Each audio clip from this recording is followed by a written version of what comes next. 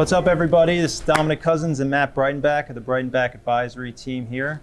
We are honored to be sitting with Holly Meyer Lucas of the Jupiter and Palm Beach market. How you doing? I'm good. Thanks for having me. She is with the Meyer Lucas team, and we're talking about our series of Bat Disruption, Bat Disrupt, and being a thought leader and a industry leader in the Florida market.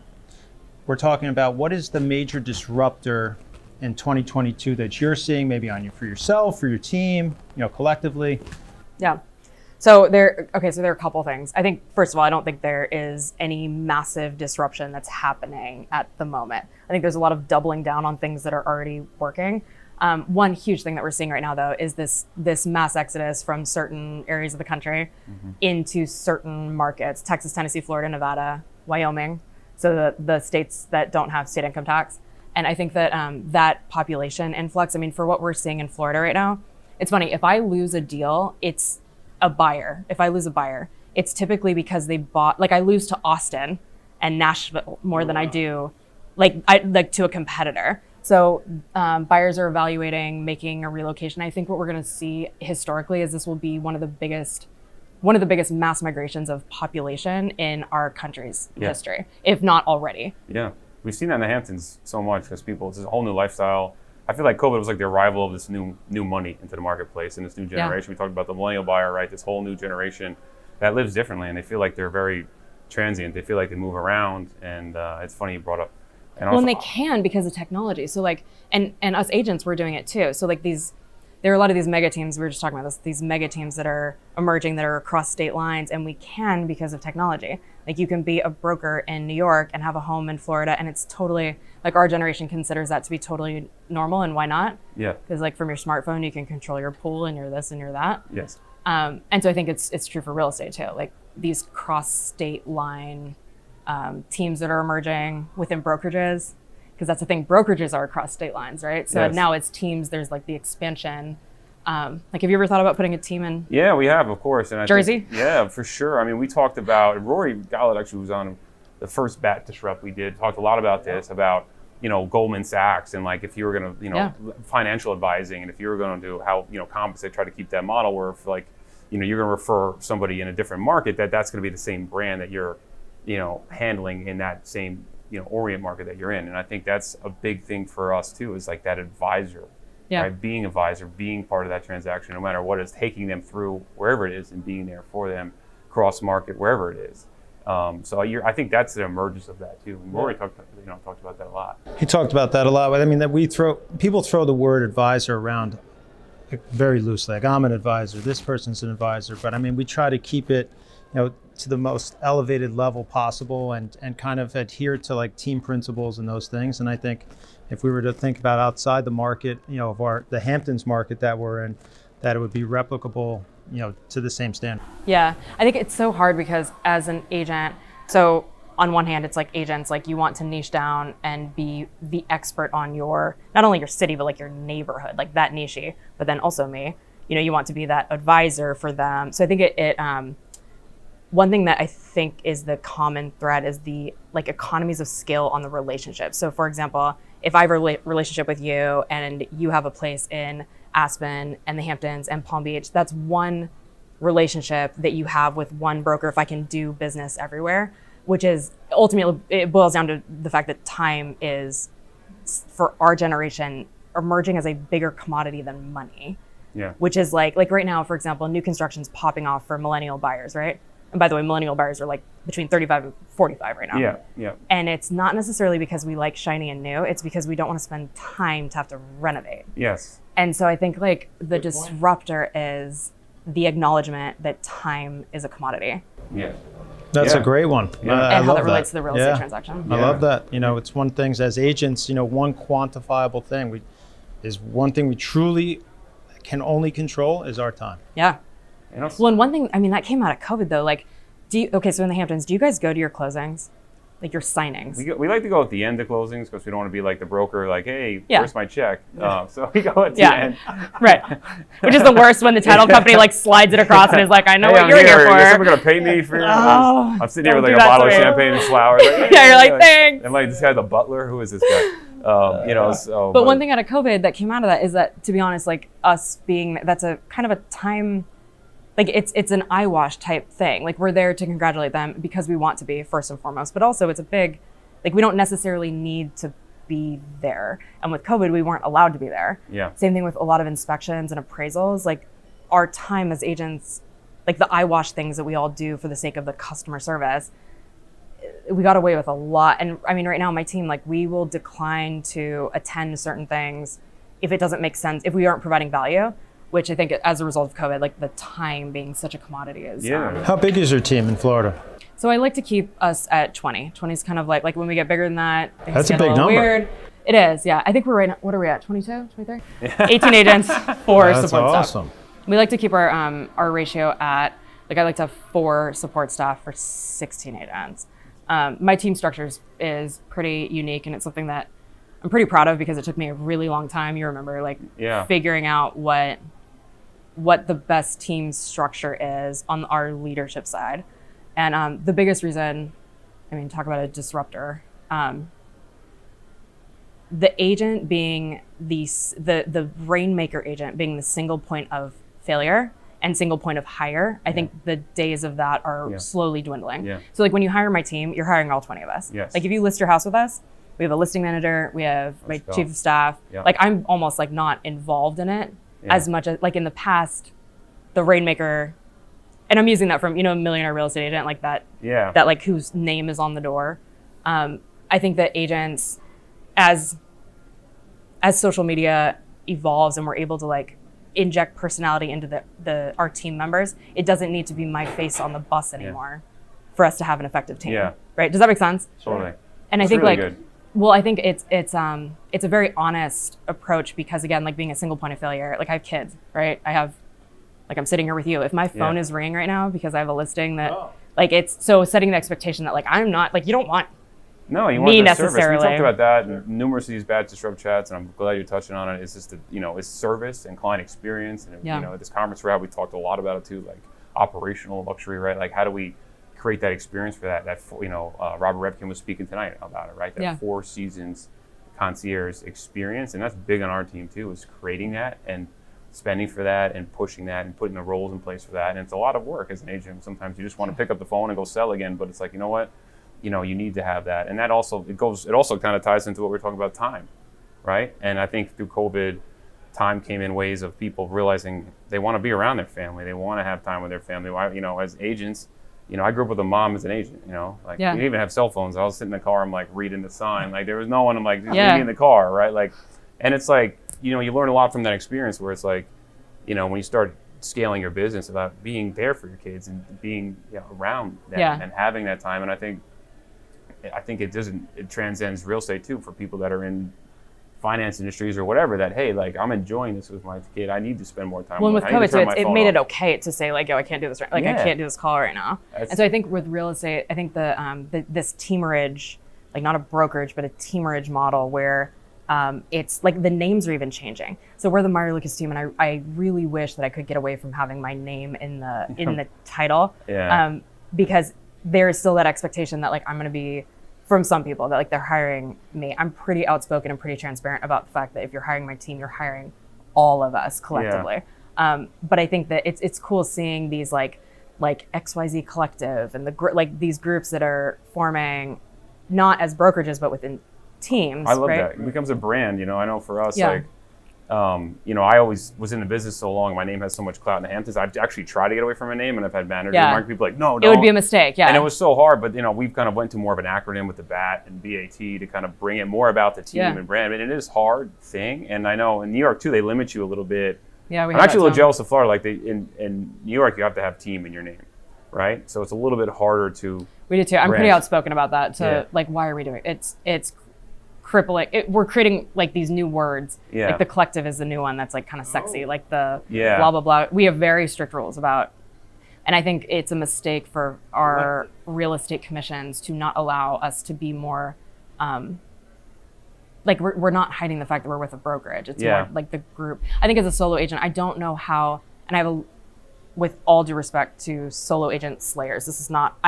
For me personally, I don't know how they produce as much as they do being a sole agent. Yeah. Like I mean, with the team that we have, like everyone is like balls to the wall all the time. Yeah. Like I don't know how, Yeah. as a single agent, again, like us sitting here, I don't know who would be answering my phone right now. Yeah. Well, you can also burn out, and I think it's just like you can. The shelf get hot life's a streaks. little Well, you'll drop shorter. a ball. Like my point with this Yeah. is that like the anxiety over dropping a ball, Yes. like my phone ringing for a showing happening or something, like that not being picked up by Yeah. someone is like, and I think our generation has done a really good job, I think because of COVID, with saying like, I can't do this right now. XYZ will help you, like so-and-so. Yeah.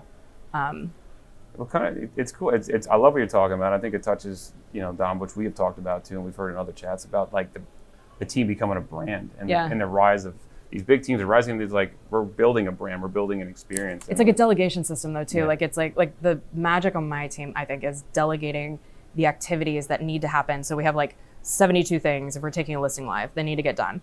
But it's a bunch of people pulling on those levers, utilizing VAs too. Do you have any virtual assistants? No, but yeah. I think that the VA that's going to be as we move forward as this like digital age. I think leveraging VAs and having them do things that we don't need to be doing is. Yeah, I think certain roles you need around, like Yeah. you and your chief Well, of our staff, markets or are like me and Dom challenging. need to be close together. Yeah. We feel a difference, but I feel like certain roles on a Certain team roles. can be. And our markets are really challenging with this because it's very expensive to live. Like I am in Palm Beach, Yeah. and to find a kid who's going to hustle, like I would expect them, like to Cost build of their. living's high. That is a real mismatch for a lot of our markets. I was actually just talking to an agent in Montecito. Same thing where it's like finding help is just there's a misalignment in what they can afford to pay Yeah. versus what the. Totally. So it's really Yeah. good So insight. as you had mentioned a little bit about crypto before, just off camera. Yeah. Obviously, Florida, a lot of stuff is going on in that space. And how do you see how that relates to the business of real estate?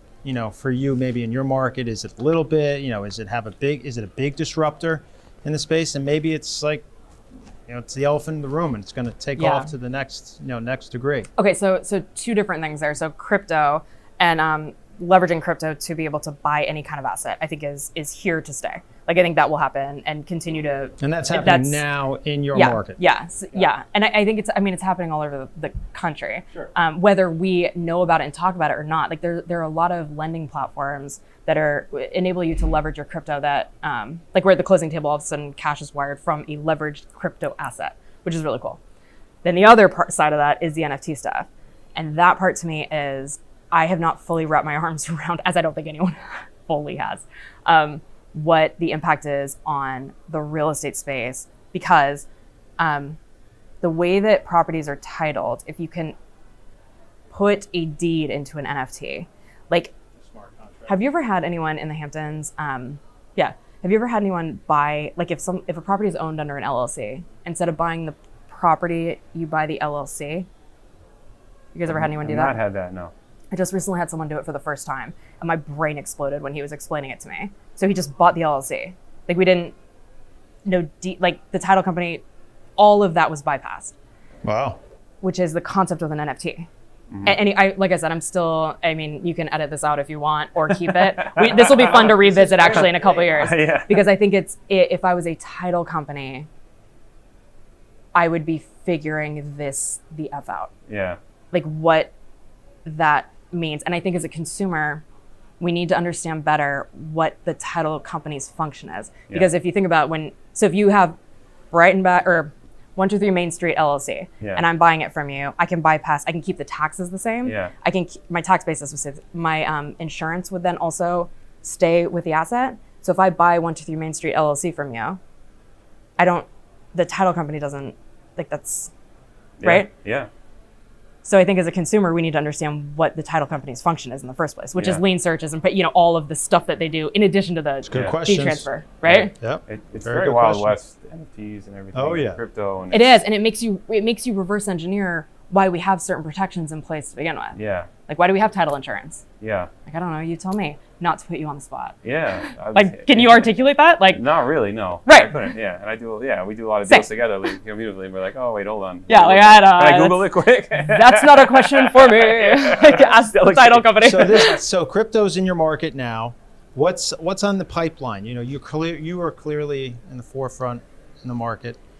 an industry leader. What's in the pipeline? What do you see that's coming that's a major disruptor? Maybe it's crypto times 10. Barn dominiums.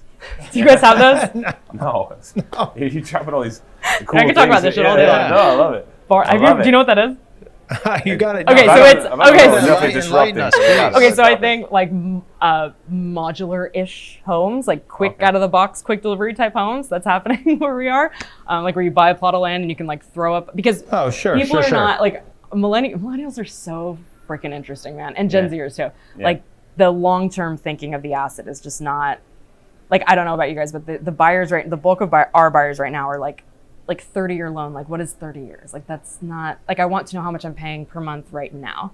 Yeah. And so the same thing is true for like materials in a home. Home trends right now are like, so it used to be 7 years, home trends swing in 7 years. Yeah. Now it's 7 months, which is like, so they're renovating homes lightning fast, which is a lot of our supply chain issues are because of that. People have cash, so they're renovating. Yeah. So I think that so that's a big one. Yeah, for sure. I mean,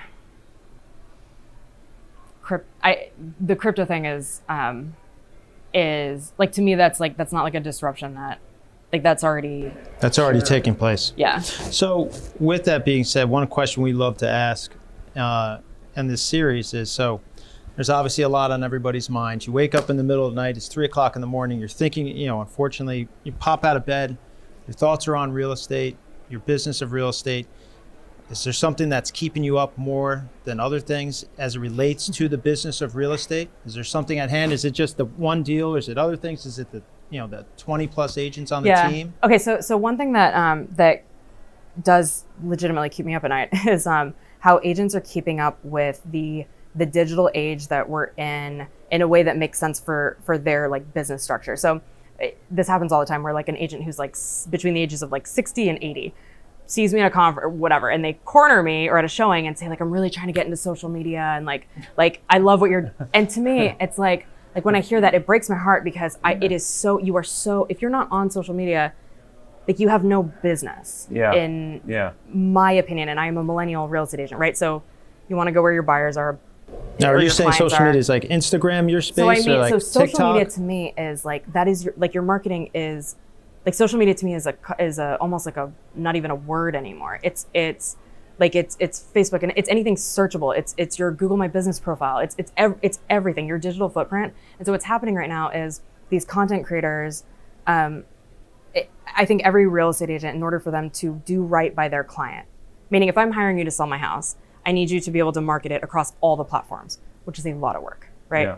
And you can't hire a kid anymore to manage all of those portals. I mean, every year there's a new one. Like it was like Snapchat came about, and once we got our arms around that, then TikTok was here, and God knows what's going to be here next year. And now we're doing Reels, and so I think prioritizing digital creators is something that we have got to do. Like I love I'm obsessed with it. What you're doing with him, like how you've wrapped your arms around it and have been like, it's here to stay. We're here, right? Yeah. Because it's a must. It's a must do. Yeah. And what's going to happen? Shout out Hampton Visuals. Hell yeah, let's go. What's going to happen is these agents, if they don't get with the program, they're going to be up against those of us that have it so far figured out. Yeah.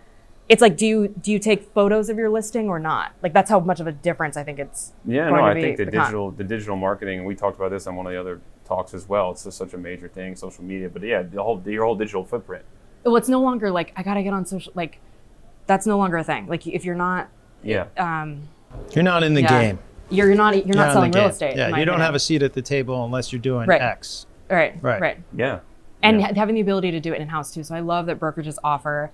So I'm on our MLS compliance committee, for example, where we vet like our MLS will buy portals and solutions for agents, and I'm always the first one that's voting yes on the automation systems. Would you and I use those? Absolutely not. Yeah. Sorry, I keep cussing. It's okay. Leave me out. Absolutely not. Like I'm not buying anything to automatically post on my Facebook. No, but for sure. George, that would probably be a really good solution for him. Yeah. Like as a plug and play. Yeah. For certain people, it works a lot for a lot of people. Yeah. And it's very so. Holly, this has been amazing. Yeah, really this has been great. Yeah, we could go on. What keeps you guys up at night? Besides my children. I love it. I love the reverse question. That's great. Genuinely, it's a good question. It's a great look. That was great turnaround. We haven't had that yet. Well, I mean, I would say your children. TBD. To be TBD. Actually, I'm being interviewed, punted. so yeah, Tom, you. Oh, I like it. Got it. Sorry, my bad. Yeah. It's a long-winded question, and I'm going to get back to you on that. You know what I think? I think why it's such a good question is that I think that I don't think there's a like slam dunk answer to it, which means like right now I feel like I'm in a very good place with our industry right now. Like I think there are so many positive changes that have happened in the last 5 years to make like the clear cooperation stuff. I mean, as annoying as that has been for coming soon stuff. So I think our industry is actually in a pretty healthy place No, right I think now. the need of a like broker. everyone has like leaned into technology. Everyone Yeah. like everyone. How many agents in your market still do cell phone pictures? Like in my market, not a lot. No one. Like Really, our industry's, I don't know. No, I'm in a good place with it. No, it's changed. I mean, I started in 2006. I've seen the evolution of the industry so Yeah. much, and I agree. I think of one thing we talked about some of the impact of COVID and disrupting what's going on, and I think like the broker emerging, and we talked about this actually with Rory Gallo too. Was about a little bit of the hybrid of technology and then like relationship and agent, the need of an agent as well, right? Like the juxtaposition between both, and I think. We've seen that really. I think the agents come out of this whole situation about the need for an agent. Are you worried about that? Like, does that genuinely worry you? Not any. I think it did to a degree, but not as much anymore. And I think in the luxury market, especially in the luxury markets, I think or sports entertainment or athletes or some of that level, especially out in the Hamptons, that those guys they need a human being. They need an agent. I think look, that's always something. Especially now more than ever, we're going to have to battle, right? And we need to use technology and all the things that come with it as part of a resource and find that synergy and the balance. But you know what? Like I think the onus is on us to keep setting the bar high, so that human touch is never lost, because that's what makes us unique as a species and as beings and as industry leaders. And if we lose that, then I think the industry is inevitably lost. It's funny, my answer to that question 2 years ago would have been probably that technology, Zillow replacing it, and I didn't even think of that until just that was a threat. I think our market being on fire for the last 2 years, and again, the time being a commodity has injected us back into why it's important, right? And I don't see that as being that big of a threat anymore. But hopefully. Oh, look, we could keep this going and going. And I think please, this has been fantastic. I great. think we need to continue this talk. And thank you so much for your time. Thanks for having me. Let's set this up again. Yeah, for sure. All right. Thanks, All guys. right. Thank you. Woo!